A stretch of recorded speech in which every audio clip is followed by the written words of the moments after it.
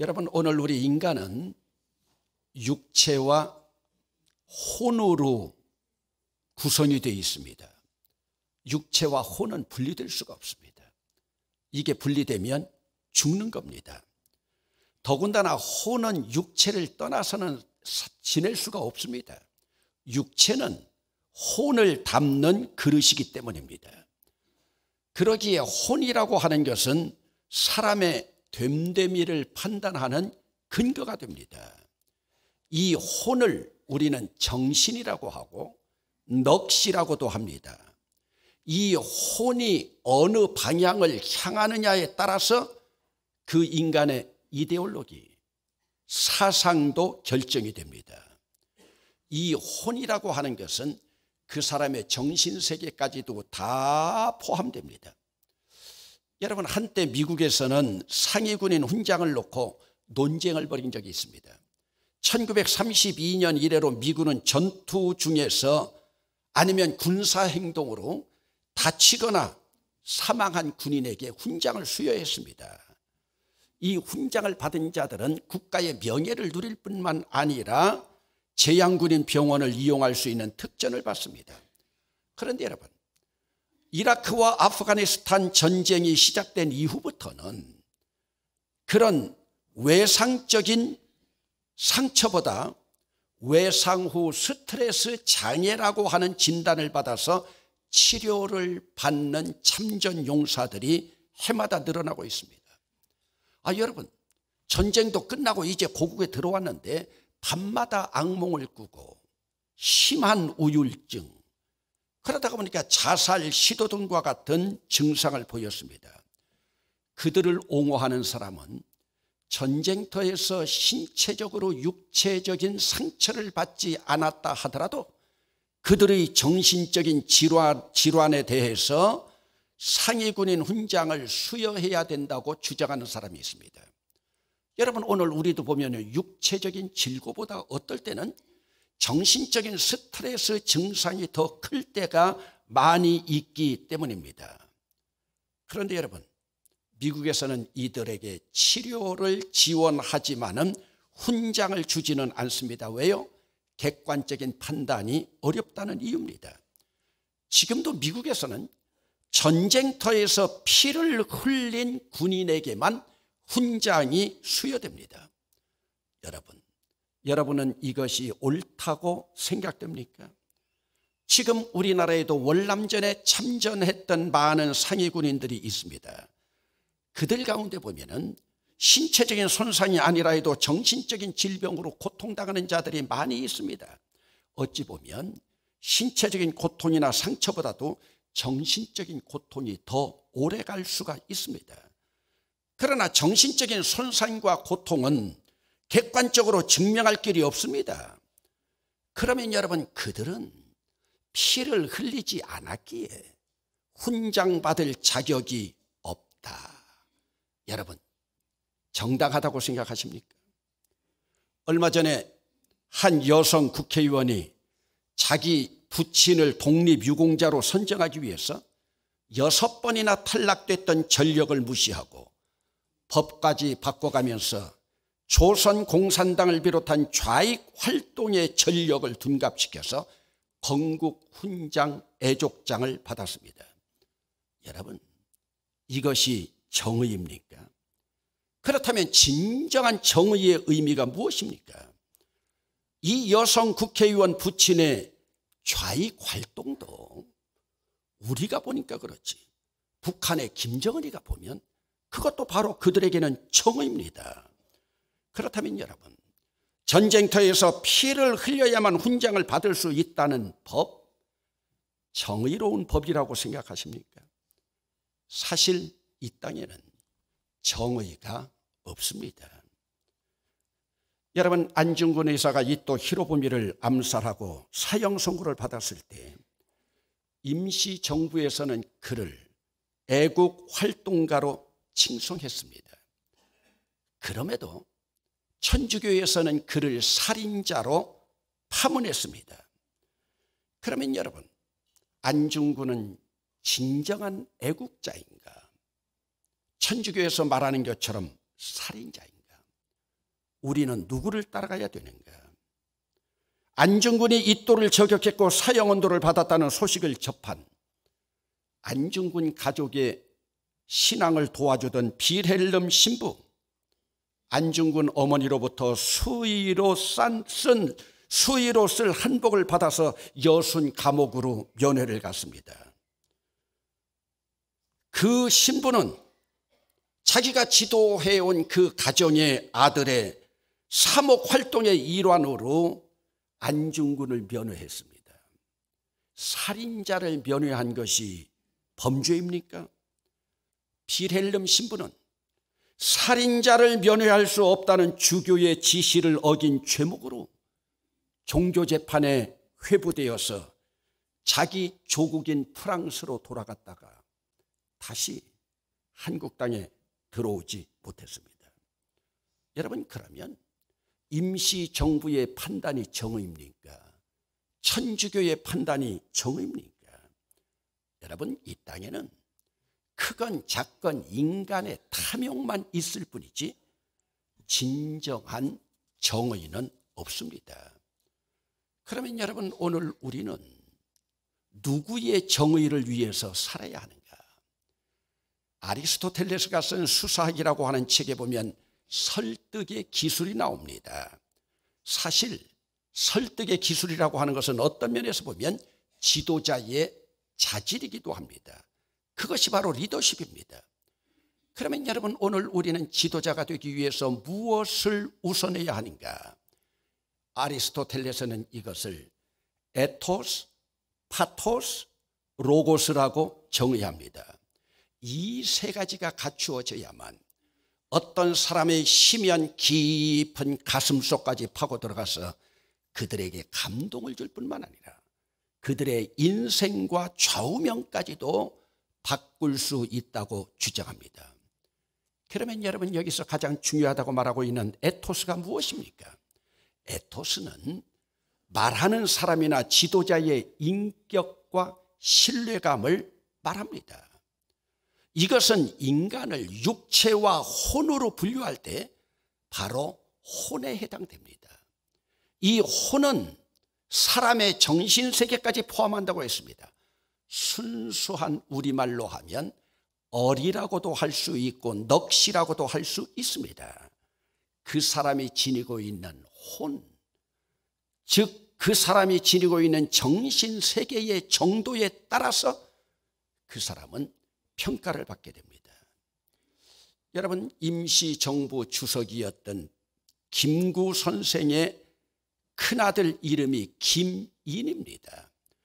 둘째 아들 김신 장군은 우리나라 공군 참모총장과 교통장관까지 지냈기 때문에 잘 알지만 그 큰아들 인은 17 어린 나이에 독립운동을 시작했습니다. 그는 대한민국 임시정부의 지시로 상해에 잠입해서 비밀 공작을 벌였고 한국 광복 정선 청년 공작대에 참여했습니다. 김인은 안중근 의사의 동생인 안정근의 장녀 안미생과 결혼했습니다. 그런데 여러분, 독립운동을 하다가 백범의 아들 김인이 폐병에 걸렸습니다. 며느리 안미생이 시아버지 김구를 찾아가서 당시 만병통치약으로 통하던 페니실린 주사를 맞게 해달라고 애원했습니다. 여러분이라면 독립운동하다가 죽어가는 아들을 바라보면서 아버지가 어찌해야 옳다고 생각합니까? 아버지 백범이 이것을 거절합니다. 폐병으로 죽어가는 동지들에게도 그렇게 해주지 못하는데 내 아들이라고 특혜를 줄 수 없다는 이유였습니다. 그 후 그 아들 27살의 젊은 나이에 조국 광복을 5개월 앞두고 1945년 3월 29일에 죽습니다. 그 후 그의 아내는 남편 없는 이 나라에서 살기 싫다고 딸까지 버려두고 미국으로 가서 한 번도 고국에 돌아오지 않았습니다. 여러분, 아버지로서 자식의 목숨을 근심해야 마땅했지만 백범은 그런 위급한 순간에도 공사를 엄격하게 구분했습니다. 그게 그 시대 지도자들이 마땅히 지녀야 할 에토스였습니다. 그러나 백범은 이 에토스 때문에 자기 사랑하는 며느리를 잃었습니다. 그렇다면 여러분, 아버지로서 페니실린을 가지고 아들을 살리는 것이 정의인가? 지도자의 덕목을 위하여 공정한 길을 가는 것이 정의인가? 그러기에 여러분, 이 땅에는 진정한 정의가 없습니다. 일본은 임진왜란을 벌일 때에 조선을 빌려서 중국을 침략한다는 명분이었고, 일제 침략 때는 대동아 공영권이라는 명분을 가지고 있었습니다. 즉 동양의 평화를 위한다는 명분이었습니다. 여러분, 그러면 그들은 서양의 대양에서 동양의 평화라는 명분을 위해서 우길기 깃발 들고 우리나라 중국을 비롯한 동남아의 그 불쌍한 인명들을 그만큼 살생했겠습니까? 이것이 동양의 평화를 위한 것입니까? 결국 그들 진주만 공격으로 미국에 대항하다가 히로시마의 원자폭탄 떨어져서 패전함으로 그들은 군사력으로는 자생할 수 없는 전범국이 되었습니다. 여러분, 일왕의 보호, 자기들 말로는 천황의 보호 아래서 대동아 공영권 명분으로 기세등등했지만, 그들은 기세등등했던 그들이 자기들 신이라고 여기는 천황이 메가더 앞에 무릎을 꿇을 때 일본의 기세는 어디로 다 가버렸습니까? 일본의 입장에서 볼 때 그들이 패전국이 된 게 그들에게 진정한 정의입니까? 이 땅에는 정의가 없습니다. 오늘 본문 10절 말씀을 한 목소리로 함께 읽어보십니다.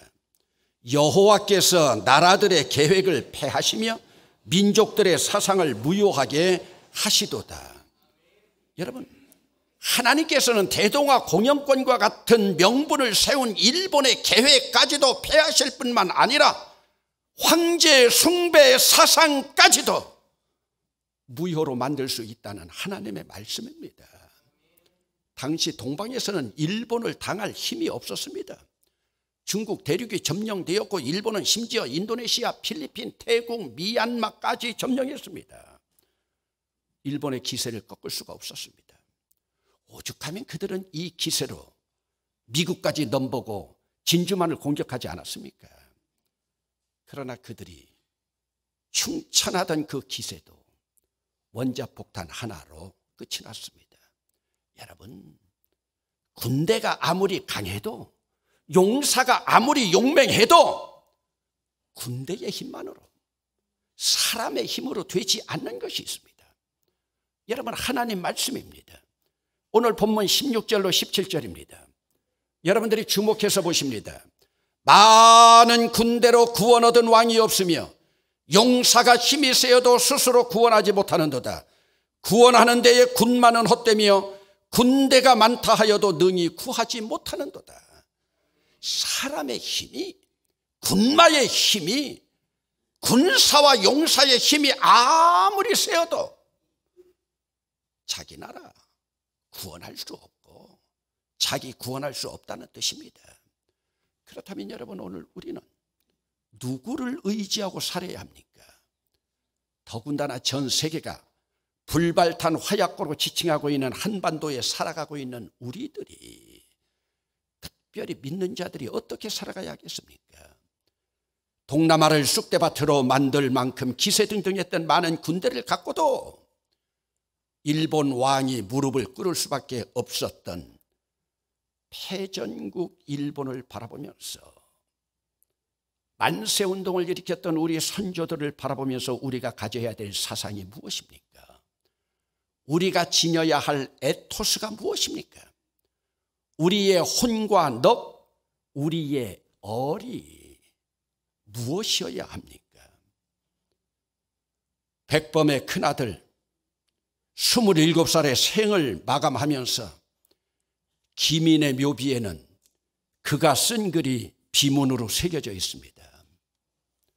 우리는 반역자, 현실과 타협을 거절하는 무리외다.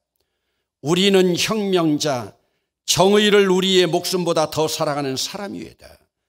그리고 우리는 선구자, 선구자인 까닭에 어느 때 어느 곳에서든지 죽음이 기다리고 있는 것을 압니다. 이것이 김구 장남의 에토스였습니다. 여러분, 안중근의 어머니, 아들이 사형언도를 받았다는 말을 듣고 아들에게 전가를 보냈습니다. 나라를 위하여 옳은 일을 하고 받은 형벌이니 비겁하게 삶을 구걸하지 말고 대의에 죽는 것이 어미에 대한 효다. 여러분, 이 땅에 어떤 어머니가 안중근 어머니는 모성애가 없다고 돌을 던질 수가 있겠습니까? 이것이 여인으로서 안중근 어머니의 에토스인 것을요. 이런 상황에서 여러분, 정의는 말하지 맙시다. 이 땅에 정의는 없습니다. 오늘 이 땅에 정의는 없습니다. 임정 국무위원이었던 김승학이 김구 선생의 지시로 작성한 친일파 263명의 명단을 천천히 훑어보았습니다. 당시 김성수 동아일보 사장, 방응모 조선일보 사장, 소설가 이광수, 시인 주요한, 김동인, 모윤숙, 노천명, 독립선언서 초안을 작성한 최남선, 이대 총장 김환란 등입니다. 독립운동가들이었기에 이들 반민특위가 만든 이 살생부 명단은 어느 정도 정확성이 있고 이해가 갑니다. 그런데 여러분, 민족연구소와 친일인명사전 편찬위원회에서 발표한 친일파에는 홍난파 한현재명을 비롯한 4,776명의 명단이 있습니다. 그 안에는 박정희, 백선엽, 김일환, 정일권을 비롯한 군 출신들까지 포함되어 있습니다. 그런데 여러분, 4천여 명의 명단에서 박정희와 백선엽의 이름만 붉은 글씨로 써 있습니다. 아마 박정희, 백선엽이 제일 친일파든지 아니면 이것을 작성한 사람이 원한이 사무치지 않았는가 생각도 듭니다. 그러면서 또 한편으로 반문해 봅니다. 지금 민족연구소나 친일파 명단을 작성하고 있는 편찬위원들은 또다시 일제강점과 같은 시기가 올 때 그들은 과연 친일하지 않고 떳떳하게 민족을 위한 순국 열사가 될 수 있는 사람들이 몇 명이나 될 것인가 반문하고 싶습니다. 여러분, 이 땅에 정의는 없습니다. 민주주의를 짓밟고 탱크로 정권을 잡았던 전두환 정권, 정의사회 구현이라는 모토, 그 모토도 보통 사람인 노태우가 볼 때는 불의가 되었습니다. 보통 사람 노태우의 통치도 국민정부 김영삼의 눈에는 독재가 되어서 전두환, 노태우 깜빵 가지 않았습니까? 이명박과 박근혜 정권의 통치와 복지가 문재인 정부에서는 불의가 되어 깜빵으로 향했습니다. 그러면 지금 문재인 정부는 정의란 말입니까? 그러기에 이 땅에는 진정한 정의가 없습니다. 여러분, 시대와 사람에 따라서 바뀌는 것은, 변하는 것은 정의가 아닙니다. 여러분, 지금 감방에 있다고 다 죄인입니까? 주기철 목사도, 유관순도, 민족 대표 33인 대부분도 깜빵 생활을 했습니다. 그들이 죄인입니까? 일본에서 볼 때는 죄인입니다. 그런데 우리가 볼 때는 애국자입니다. 어느 것이 정의입니까? 역사만 알 뿐입니다. 그러기에 여러분, 촛불 집회도 정의 아닙니다. 태극기 집회도 정의 아닙니다. 그러면 여러분, 정의 없는 이 땅에서 우리가 어떻게 살아야 합니까? 여러분, 오늘 해답이 11절에 나와 있습니다. 11절 말씀을 한 목소리로 크게 읽어보십니다. 여호와의 계획은 영원히 서고 그의 생각은 대대에 이르리로다. 아멘. 그런데 여러분, 저는 자꾸 이 말씀을 이렇게 읽고 싶은 욕심이 있습니다. 여호와의 계획이 아니라 여호와의 계획만이 영원히 서고 그의 생각만이 대대에 이르리로다. 아멘. 여러분, 이 세상 사람들은 보지 못하지만 오직 여호와 하나님의 계획과 생각만이 대대손손 진리가 되는 줄로 믿습니다. 여러분, 이 피조 세계에서는 여호와 하나님의 구원 계획과 섭리에 따라서 운행될 뿐이지 인간이 세상적 운행을 어찌하지 못합니다. 여호와의 생각만이 대대에 이르게 될 줄로 믿습니다. 그러면 또 물어야죠. 여호와의 생각이 무엇인가? 여호와의 생각이 바로 여호와 하나님의 민족 사상입니다. 이 사상이 바로 십자가 정신의 사상입니다. 이 사상, 이 생각이 바로 오늘 우리의 에토스가 되어야 됩니다. 이것이 바로 우리의 정신이 되어야 됩니다. 여러분, 오늘 우리가 이 시대를 살아가면서 정의를 부르짖지는 못한다고 해도 우리의 시대 정신, 우리의 역사 정신, 우리의 민족 정신만은 바르게 가져야 합니다.